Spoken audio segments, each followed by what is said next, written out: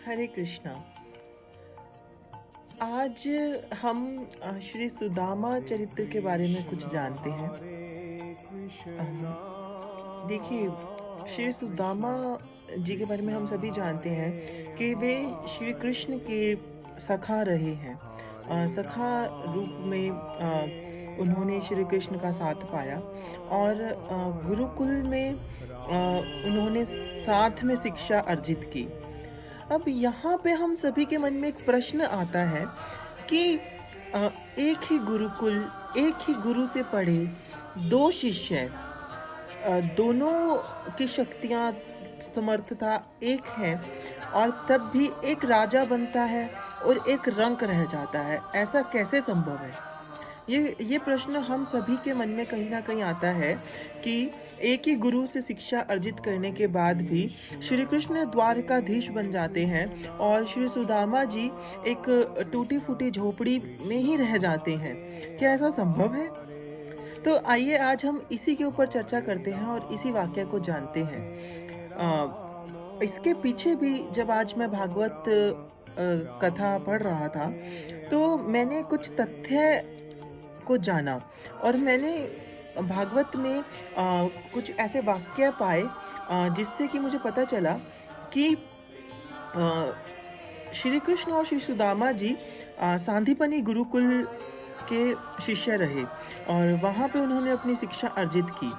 तो एक दिन का वाक्य भागवत में क्या कहा जाता है कि एक बारी भृगु ऋषि भिक्षा के लिए सांदीपनि गुरुकुल आए थे और उस समय जो गुरु माँ थी, गुरु माँ ने 2 पोटलियाँ भीगे हुए चनों की बना के रखी हुई थी कि श्री कृष्ण और सुदामा जी आज वन में लकड़ियाँ लेने जाएंगे, तो रास्ते में उन्हें भूख लगे तो वो ये चने खा लें। तो 2 पोटलियाँ गुरु माँ ने बना के रखी थी और वहीं पीछे भृगु ऋषि भिक्षा के लिए आए, तो गुरु माँ ने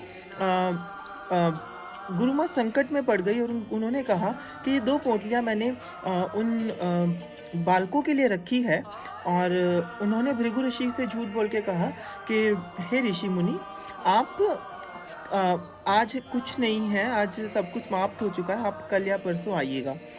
और वहीं भृगु ऋषि ने अपनी उससे अपनी शक्ति से ये देख लिया था कि गुरु माँ ने 2 पोटलियाँ छुपा ली हैं मुझसे और 2 पोटलियाँ छुपा के रखी हैं। तो वहीं पे भृगु ऋषि ने तो कुछ दूर जाके अपनी शक्ति से जब देखा तो भृगु ऋषि ने उन पोटलियों को श्राप दिया कि जिन पोटलियों के कारण गुरु माँ ने मुझे भिक्षा नहीं दी और मुझसे झूठ बोला, उन पोटलियों को मैं श्राप देता हूँ कि उन चनों को जो भी खाएगा वो वो कई जन्मों तक लक्ष्मीहीन हो जाएगा, उसके पास लक्ष्मी बिल्कुल नहीं आएगी, वो बहुत गरीब दीन हो जाएगा। ऐसा उन्होंने श्राप दिया और वहीं पे पीछे झाड़ियों में श्री सुदामा जी ने ये श्राप सुन लिया और वह गुरुकुल गए और उन्होंने गुरु माँ को कहा कि गुरु माँ, मैं और श्री कृष्ण जा रहे हैं। तो गुरु माँ ने कहा कि ये 2 पोटलियाँ मैंने तुम दोनों के लिए रखी थी चनों की और तुम ये खा लेना। तो सुदामा जी ने वो फटाफट से पोटलियाँ अपने पास छुपा ली और उन्होंने दोनों श्री कृष्ण और सुदामा जी वन विहार को चले गए। अब सुदामा जी को पता था कि उन पोटलियों में वो पोटलियाँ श्रापित हैं। अब यहाँ पे सखा भाव आपको जानने को मिलेगा कि मित्र और सखा में भी एक अंतर होता है। उसके बाद उसकी चर्चा हम बाद में करेंगे। तो सुदामा जी ने क्या किया, श्राप को जानकर वो फटाफट से एक पेड़ पे चढ़ गए और पेड़ पे चढ़ के और श्री कृष्ण जी लकड़ियाँ तोड़ रहे थे नीचे और श्री कृष्ण और ऊपर चढ़ के फटाफट से वो सारे चने खाने लगे। अर्जित उन्होंने सारे चने कर लिए। तो श्री कृष्ण ने नीचे से उनको आवाज लगाई और पूछा कि गुरु माँ ने कुछ खाने के लिए भी दिया होगा प्रिय मित्र, आओ हम दोनों मिलकर खाते हैं। तो सुदामा ने कहा हाँ हाँ दिया है गुरु माँ ने, परंतु कृष्णा वो सारा मैंने खा लिया, मुझे भूख आज बहुत ज़्यादा लगी थी और आंखों से उनकी आंसू बहे जा रहे थे, अश्रुधार उनकी आंखों से बह रही थी और वो सारे चने उन्होंने खा लिए। तो जैसे ही उन्होंने चने खाए वो अथाह दीन हो गए, हीन हो गए।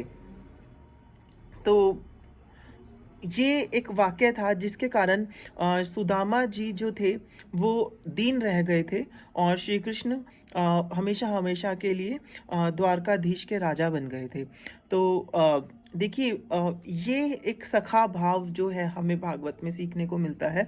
इसीलिए कहा जाता है कि सखा और मित्र में भी फ़र्क होता है। दोनों मित्र गुरुकुल लौटे तो श्री कृष्ण ने गुरु माँ को बोला कि ऐसे-ऐसे उन्होंने आज मुझे कुछ भी माता आज मुझे कुछ भी खाने को सुदामा ने नहीं दिया और मुझे अतिशय भूख लगी है। तो श्री कृष्ण ने देखा कि सुदामा कभी ऐसा करता तो नहीं। आज जानने का प्रयास करते हैं कि सुदामा ने ऐसा क्यों किया और श्री कृष्ण ने थोड़ा-सा मेडिटेट किया, मेडिटेशन करके उन्होंने जाना कि सुदामा ने ऐसा क्यों किया और उन्होंने भृगु ऋषि का वो पूरा वाक़या जाना श्री कृष्ण ने और फिर तो क्या था करुणानिधि के आँखों से जो अश्रुधारा बही और उन्होंने श्री सुदामा को गले से लगा लिया और गले से भी इस प्रकार उन्होंने लगाया कि मानो कि वो सुदामा को अपने अंदर ही समा लेंगे और श्री कृष्ण बहुत बहुत रोए कि सुदामा तुमने ऐसा क्यों किया मेरे मित्र तुमने ऐसा क्यों किया तो इस तरीके की मित्रता भी भागवत में वर्णित है और भागवत हमें सिखाती है